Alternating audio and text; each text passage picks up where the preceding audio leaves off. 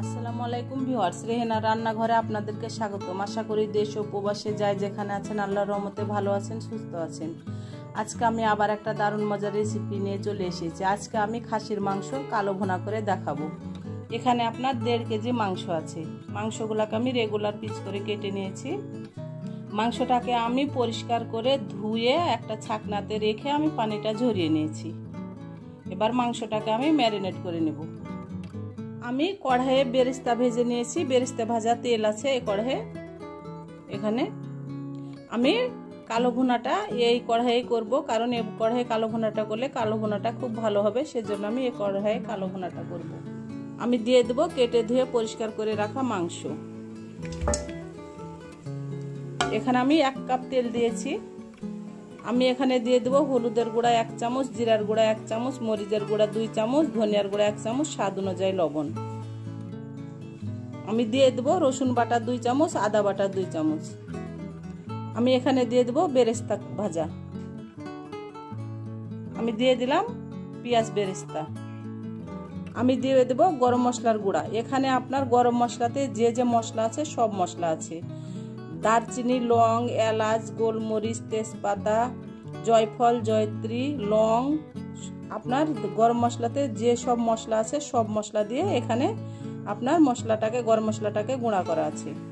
এখানে গরম মশলার গুঁড়া আছে 1 চামচ, আমি দিয়ে দিলাম।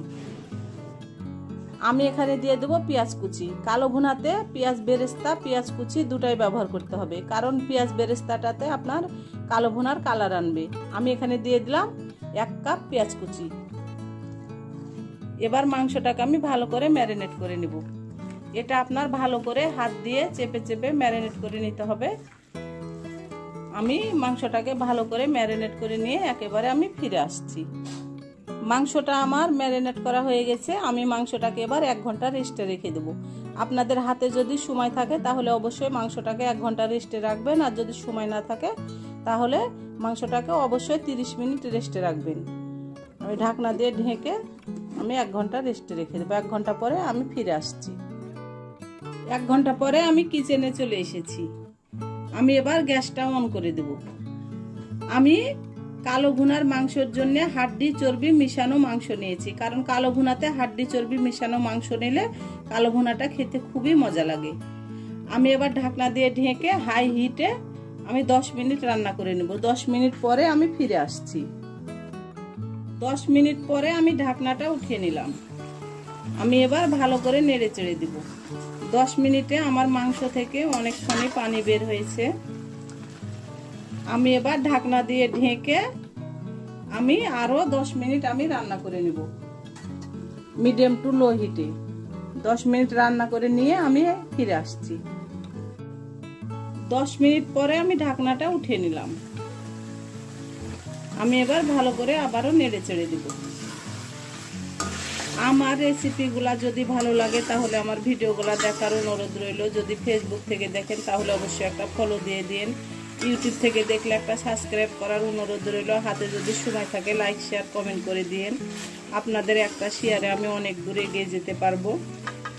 আমি একটা তেজপাতাকে অর্ধেক করে আমি ছিঁড়ে আমি দিয়েছি, এটা দেখানো হয়নি। আমি এবার ঢাকনা দিয়ে ঢেকে প্রায় 40 মিনিট রান্না করে নেব। 40 মিনিট পরে আমি ফিরে আসছি। 40 মিনিট পরে আমি ঢাকনাটা উঠিয়ে নিলাম। 40 মিনিট আমি একেবারে মিডিয়াম টু লো হিটে রান্না করেছি। আমার মাংসগুলা সিদ্ধ হয়ে গেছে। এবার আমি মাংসগুলাকে এক সাইডে রেখে দেব। চুলায় আমি একটা কড়াই চাপিয়ে দিয়েছি। আমি এবার দিয়ে দেব সরিষার তেল। বাগারে অবশ্যই সরিষার তেলটা ব্যবহার করতে হবে। আমি দিয়ে দেব 5টা শুকনা মরিচ আর দিয়ে দেব রসুনের কোয়া। এখানে আপনার দেশি রসুন একটা বড় রসুনের কোয়া আছে, আমি ছিলে নিয়েছি, দিয়ে দিলাম। আমি এবার রসুন আর মরিচটাকে ব্রাউন কালার করে ভেজে নেব। রসুন আর মরিচটা ব্রাউন কালার করে ভেজে নিয়ে আমি একেবারে ফিরে আসছি। বাগারটা আমার ব্রাউন কালার হয়ে গেছে। এবার আমি গ্যাসটা অফ করে দেব। এবার বাগারটাকে আমি দিয়ে দেব। আমি দিয়ে দেব 4-5টা কাঁচামরিচ। এটাতে ঝাল হবে না, এটা একটা ফ্লেভার সুন্দর করবে। আমি দিয়ে দেব গরম মশলার গুঁড়া 1/2 চামচ। আমি কালো ভুনাটা একেবারে ঘরে থাকা মশলা দিয়ে ঘরোয়া পদ্ধতিতে খুব সহজ করে রান্না করে দেখালাম। আমি এবার কালো ভুনাটাকে আরো 10 মিনিট রান্না করে নেব ঢাকনা ছাড়া। আমি এভাবে 10 মিনিট রান্না করে নিয়ে আমি একেবারে ফিরে আসছি। 10 মিনিট পরে আমি ফিরে আসলাম। আমার খাসির মাংসের কালো ভুনাটা পুরোপুরি কমপ্লিট। দেখুন কি সুন্দর কালার এসেছে। আমি এবার গ্যাসটা অফ করে দেব। আমি এবার উঠিয়ে নিয়ে আপনাদেরকে আমি পরিবেশন করে দেখাচ্ছি। হয়ে গেছে আমার পরিবেশন করা। আশা করি আমার রেসিপিটা অবশ্যই ভালো লাগবে। যদি ভালো লাগে তাহলে আমার চ্যানেলটিতে লাইক কমেন্ট শেয়ার করতে ভুলবেন না। বেশি বেশি করে সাবস্ক্রাইব করার অনুরোধ রইল। তাহলে আজকের মতো এখানে বিদায়। আবার অন্য কোনো রেসিপি নিয়ে আসবো। সবাই ভালো থাকবেন। আল্লাহ হাফেজ।